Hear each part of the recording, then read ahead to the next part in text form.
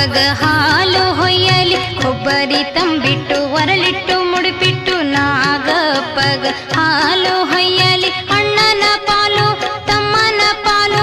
ಅತ್ತೆಯ ಪಾಲು ಮುತ್ತಾಗಲಿ ಅಣ್ಣನ ಪಾಲು ತಮ್ಮನ ಪಾಲು ಅತ್ತೆಯ ಪಾಲು ಮುತ್ತಾಗಲಿ ಓ